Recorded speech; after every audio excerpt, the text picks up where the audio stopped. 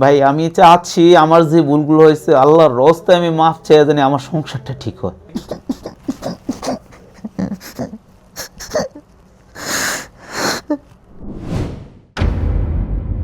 আমি honours complete করছি 2016 সালে। আমার বাপ মা কি আমি জানি না, এখন পর্যন্ত জানি না কারা। আমার জন্ম ঢাকাতেই, তো আমার বয়স যখন 3 মাসের সময় আমার আনা হয়েছে। যে পরিবারে আপনাকে অ্যাডপ্ট করছে আমারে, ওনারা এমনভাবে মানুষ করছে অন্য কোনোদিন আমরা বুঝতে দেয় নাই যে আমি তোমার পালিত মা বাবা। আমি এসএসসির আগে জানতে পারছি। আশেপাশে লোকেরা বলে, ফ্যামিলির ভিতর থেকে মানে আমার ফুপুরা মানে চাচারা বা আশেপাশে যারা বলছে তাদের থেকে শোনার পরে আস্তে আস্তে জানতে পারলাম ঘটনাটা জানার পরে তো ওনাদের জিজ্ঞেস করতাম, কয়েক দূর এগুলো কি কস, তুই আমার একমাত্র ছেলে, তুই কি কস এগুলা মানুষ অনেক কথা কয়, এগুলোর ধরার দরকার নেই তোমার। তো চলতেছে আলহামদুলিল্লাহ, ভালোই চলতেছে। 2020 সালে বিয়ে করি, জুলাই মাসের 19 তারিখ, পারিবারিকভাবে দেখাশোনার মধ্যে আমার মা বাবা দেখে বিয়ে করাইছে। তাদেরকে কি জানানো হয়েছিল আপনার? তাদের নানারা জানানো হয়েছিল, মানে আমার ওয়াইফের নানারা ডাইকে না বলছে যে এই ছেলেটারে আমরা পালিতভাবে বড় করছি, ওর এখন আমরা কোনো কষ্ট দিনে সবকিছু যায় আছে, আমার কোনো ছেলে সন্তানের দিনে ওই সব আপনাদের এখন যদি না বলে পরবর্তীতে একটা প্রবলেম হইতে পারে, তো আপনাদের আমি এটা জানাইলাম। ওনারা বলছে না কোনো সমস্যা নেই। তারপর যে বিয়ের ডেট পড়লো, বিয়ে হইলো। বিয়ের আমার ওয়াইফ জানতো না এই বিষয়টা, আমি জানতামও না যে ওদের কাছে কি বলছে না বলছে, তাও জানতাম না। তারপরে বিয়ে হয়ে গেল। বিয়ে হওয়ার 4 দিন পরে আমার ওয়াইফ জানতে পারছে যে আমি পালিত সন্তান। তো জানার পরে আমি ওরা জানাইছি বিষয়টা, আমি কি দেখো তোমার সাথে আজীবন আমার সংসার করতে হইব, তোমার কোনো লুকোচুরির কিছু নেই, দেখো এটা কিন্তু আমার পালিত মা বাপ। এটা আপনি বিয়ের আগে বলেন নাই, এটা বিয়ের পরে জানেন? বিয়ের পরে যে বলছি। তো আমি বললাম, বলার পরে ওই আর কোনো রেসপন্স করে নেই, খারাপ রেসপন্স করে না, ভালো রেসপন্স করে নেই। তারপরে আস্তে আস্তে এইভাবে চলতেছে। 2021 সালের জুলাই মাসের 9 তারিখে আমার একটা বেবি হয়, আমার একটা মেয়ে হয়। মেয়েটা হওয়ার পরবর্তীতে আলহামদুলিল্লাহ ছোটখাটোভাবে সংসার তো ভালোই চলতেছিল। পরে ও আবার একটা ভার্সিটিতে ভর্তি হয়েছে, অনার্সে 2nd ইয়ার পরে। আপনারা সংসার করছেন আপনার বাড়িতেই? হ্যাঁ, আমার বাসায় সংসার করতেছে। পরে সবকিছু ঠিকই চলতেছিল। 2024 সালের একটা ঘটনার কারণে আমাদের অনেকে চাকরি চলে যায়, রাজনৈতিক একটা দুর্ঘটনার জন্য মালিক চলে যাওয়ার কারণে আমাদের অনেকে চাকরি চলে যায়। হঠাৎ এই 2024 সালের লাস্টের দিকে কোরবানির আগে আমার আম্মু অনেক অসুস্থ হয়ে পড়ে, এমনভাবে অসুস্থ হয়ে তার বিছনা পড়ে গেছে। তো বিছনা পড়ে আর উঠার মতো ক্ষমতা নেই, আর আমার কোনো এখানে কেউ নাই। আমি, আমার পালিত মা বাপ আর আর আমার একটা বাচ্চা, আর কেউ নেই কিন্তু এখানে। মা অসুস্থ হয়ে পড়লো, আমি আবার অফিসে গেছি টাকা টুকা আনতে। তো আব্বা আর আমার ওয়াইফ সহ আমার আম্মুরে মেডিকেল নিয়ে গেছে। মেডিকেল নেওয়ার পর টেস্ট করতেছে। ওইখানে আব্বা মানে একটা জারি মারছিল। ওই হ্যাঁ, ওই যে মোটা মানুষ তো দাঁড়াইতে পারে না, তে দাঁড়াইতে গেলে পড়ে যায়। তো ধরতে একটু লেট হয়েছে, তুমি ধরো না কি লিগা, পড়ে দিলে কি করবা? আব্বু মনে ঝাড়ি মারছিল, এই তোমার ধরতে লেট হইলো কি লিগা, এই জারিতে ওর খুব কষ্ট পাইছে মনে হয়, আরো কিছু কইছে মনে, আমি তো সেটা আমার বলে নাই। তো বাসায় আসলো, মানে এই রুমতে ওই যে বাথরুমে যাইবো, বাথরুমটাও চিনে না, এমন একটা পরিস্থিতি। ডায়াবেটিস আছে তো, ডায়াবেটিসের পুরাই খুব খারাপ অবস্থা হয়ে গেছে ওনার। এই রুম তো ওই রুমে যাইতে পারে না, তো ওনারা দুইটা নিয়ে বাথরুমে নিতে হইতো। তো সব সময় রেগুলার কাজ করছে, করে নাই যে তা না। আমার স্ত্রী যথেষ্ট পরিমাণ করছে আমার আম্মার জন্য। করার পরবর্তীতে দেখা যাইতেছে একটা ফ্যামিলির ভিতরে একটু কিন্তু টুনটান হয়, মানে ঝগড়াঝাটি টুকটাক হয়। স্ত্রী তো চলে গেছে না? হ্যাঁ। কবে গেছে?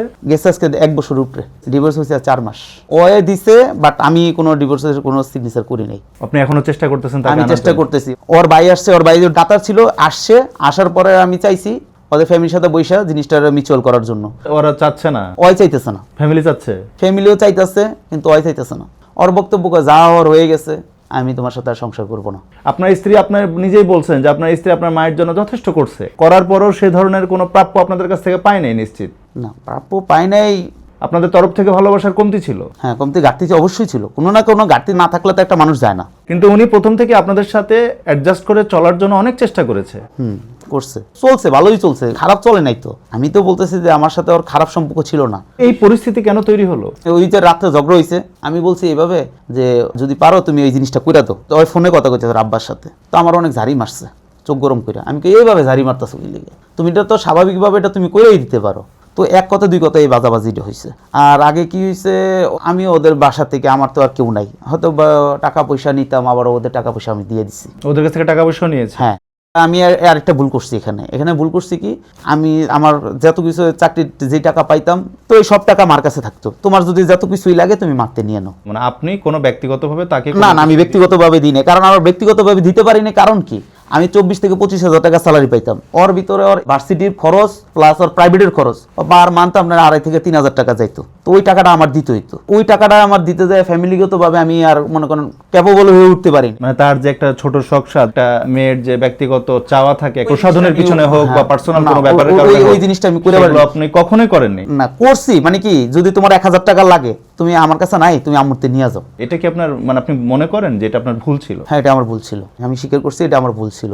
কতদিন সংসার করেছেন আপনি? 2020 থেকে 2025 পর্যন্ত। স্ত্রী কবে থেকে আপনার কাছে নাই? 1 বছর। কেমন আছেন এখন? খুব ভালো নাই, কোনো রাত্রে ঘুম নাই। আমার মেয়েরও দেখতে পারি না। মেয়ে কোথায়? ওর কাছে। সন্তানকে 1 বছর ধরে দেখতে পান না? যাই, মানে আমার বাসা আসতে দেয় না, ওদের বাসায় যেয়ে দেখতে হয়।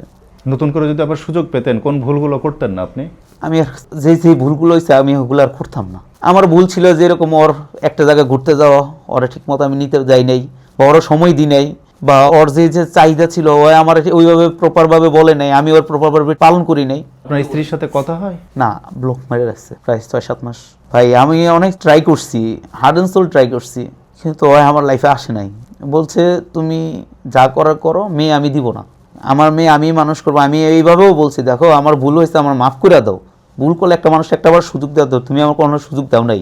আমি আমার মা বাপের কাছে যেভাবে মানুষ হয়েছে আমি তোমার বুঝাইতে পারি নাই, হয়তো বা আমি তোমার অনেক ভুল করছি, আমার মাফ করে দাও। যদি পারো আমার লাইফে ফিরে আসো, আমার মেয়েটা আমার ফিরে দাও।